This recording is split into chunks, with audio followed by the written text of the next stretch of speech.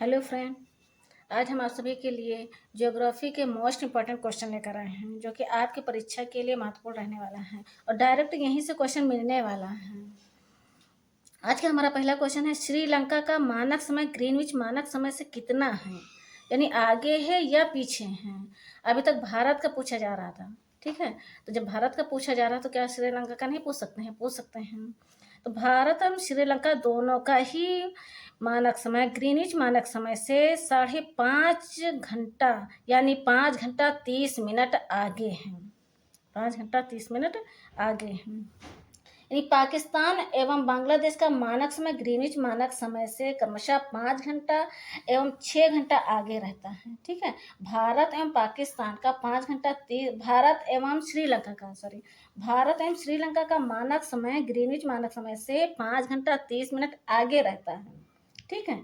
अगर पाकिस्तान एवं बांग्लादेश का मानक समय पूछा जाए तो पाकिस्तान एवं बांग्लादेश का मानक समय ग्रीनविच मानक समय से क्रमशः 5 घंटा एवं 6 घंटा आगे रहता है, ठीक। प्रश्न नंबर 2 है हमारा, 0 डिग्री देशांतर रेखा से 180 डिग्री पूर्वी देशांतर की ओर जाने पर कितना समय लगता है। 0 डिग्री देशांतर रेखा यानी कि भूमध्य रेखा से विषुवत रेखा से 180 डिग्री पूर्वी देशांतर पर जाने पर कितना समय लगता है, यानी बढ़ जाता है या घट जाता है। 720 मिनट या 12 घंटे का समय बढ़ जाता है। पूर्व की ओर जाने पर हमारा समय 12 घंटे बढ़ जाता है तथा पश्चिम की ओर जाने पर 12 घंटे का समय घट जाता है। प्रश्न नंबर 3 है हमारा, पृथ्वी अपने धुरी पर घूमने में किस वृत्ताकार कक्षा में सूर्य के चारों ओर परिक्रमा करती है। पृथ्वी अपने धुरी पर घूमने में दीर्घ वृत्ताकार, ठीक है, दीर्घ वृत्ताकार कक्षा में सूर्य के चारों ओर परिक्रमा करती हैं तथा 365 दिन 6 घंटे में एक परिक्रमा पूरी कर लेती हैं। इसी से हमारा साल बदलता है, यानी ठंडी गर्मी ये सब आता है ना, मौसम ऋतुओं का परिवर्तन होता है। और 365 दिन एक साल में तो होते हैं। 6 घंटा ये जो बढ़ रहा है तो 6 घंटा मिला के 6 का 6 12 6 24 यानी 4 साल में एक दिन का टाइम हो जाता है। तो 4 साल के बाद हमारा जो साल आता है वो 365 का ना हो करके 366 का होता है। अब ये एक दिन जो बढ़ता है किस मंथ में बढ़ता है, ये फरवरी मंथ में बढ़ जाता है। उस साल हमारा फरवरी 28 दिन का ना हो करके 29 दिन का होता है, उसी को लीप ईयर कहते हैं, ठीक। प्रश्न नंबर 4 है हमारा, किस महाद्वीप से तीनों रेखाएं यानी कर्क रेखा विषुवत रेखा मकर रेखा गुजरती हैं। अब आपको इमेज में दिख रहा होगा कि ये हमारा क्या चीज़ है, ये हमारा इमेज है, ठीक है। और इससे देखिए तीनों रेखाएं गुजर रही हैं। अब इसमें सब महाद्वीप दिए गए हैं, जितने भी महाद्वीप है, कुल कितने महाद्वीप है, इससे बहुत से क्वेश्चन बनते हैं। सबसे पहला क्वेश्चन तो ये बन सकता है कि कुल कितने महाद्वीप हैं। तो कुल कितने महाद्वीप हैं आप देख लीजिए, एशिया महाद्वीप, अफ्रीका महाद्वीप, उत्तरी अमेरिका, दक्षिणी अमेरिका, अंटार्कटिका, यूरोप, ऑस्ट्रेलिया, कितने हो गए? 7 हो गए हैं। अब इसको ना यहाँ पे हम सीक्वेंस से भी देख सकते हैं कि सबसे बड़ा सबसे छोटा, ऐसे हमने अभी बताया है, यानी डिसेंडिंग क्रम में हमने बताया है। इसको असेंडिंग क्रम में अगर बताया जाए तो सबसे पहले ऑस्ट्रेलिया हो गया है, यानी छोटे से बड़ा हम लगाएंगे ना, तो सबसे पहले फिर ऑस्ट्रेलिया हो जाएगा, फिर यूरोप हो जाएगा, फिर दक्षिणी अमेरिका, फिर उत्तरी अमेरिका, फिर अफ्रीका, फिर एशिया। सबसे बड़ा कौन सा महाद्वीप है? हमारा एशिया महाद्वीप है, ठीक है। आपको इमेज में बहुत अच्छी तरीके से दिख रहा है। अब इसमें तीनों लाइन, जिसमें क्या पूछा गया, किस महाद्वीप से तीनों रेखाएं यानी कर्क रेखा विषुवत रेखा मकर रेखा गुजरती हैं। तो अफ्रीका महाद्वीप से, ये देखिए अफ्रीका महाद्वीप है, इससे न कर्क रेखा और विषुवत रेखा और मकर रेखा तीनों रेखाएं गुजरती हैं, ठीक है। तीनों रेखाएं के बारे में आप बहुत अच्छे से जान लीजिए।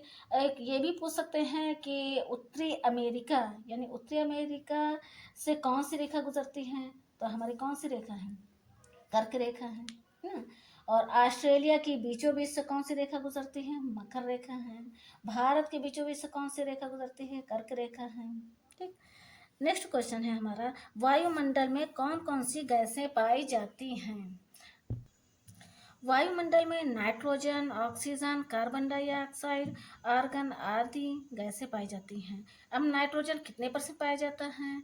नाइट्रोजन पाया जाता है 78%, ऑक्सीजन 21% और कार्बन डाइऑक्साइड और आर्गन ये 1% में पाया जाता है।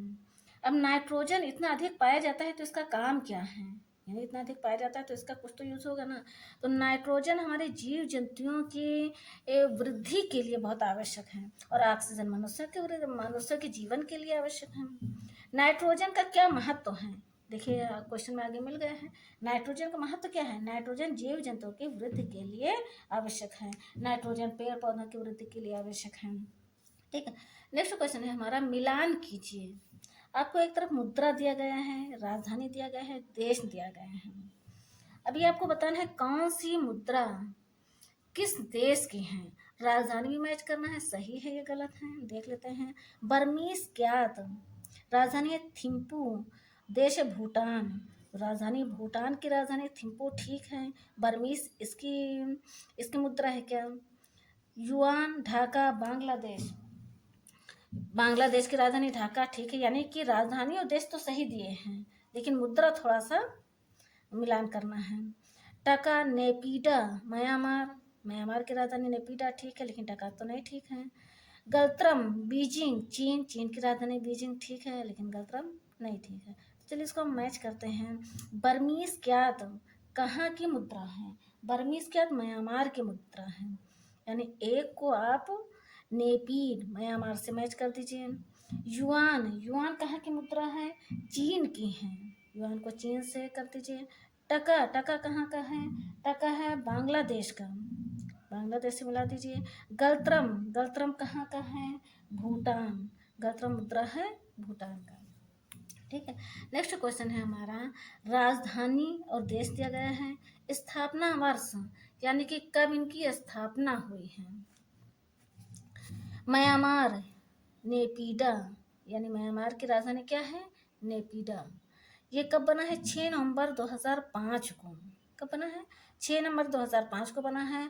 1261 ईस्वी में बांग्ला मंगोल शासक कुबलाई खान के अधीन तथा 1 अक्टूबर 1949 को पीपल्स रिपब्लिक ऑफ चाइना की स्थापना के साथ आधुनिक राजधानी बनी। कौन सी बनी, नेपीडा, म्यांमार की राजधानी नेपीडा बनी है 2005 में, 6 नवंबर 2005 को।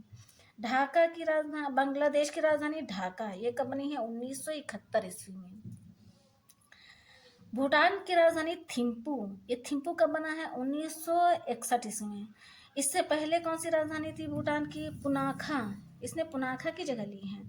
1955 में ये बदला गया है, 1955 में बदला गया है। 1961 ईस्वी में ढाका को राजधानी घोषित कर दिया गया है। आज बस 80 ही क्वेश्चन लेकर आए हैं। अगर आपको ये सारे क्वेश्चन अच्छे लगे हैं और आपके एग्ज़ाम में ये सेम ऐसे ही मिलने वाले हैं, ठीक है, अगर मिले और आपको ये सही लग रहा है तो हमारे चैनल आने वाले चैनल को सब्सक्राइब कर लीजिए, लाइक कर लीजिए। मिलते हैं नेक्स्ट वीडियो में, तब तक के लिए नमस्कार।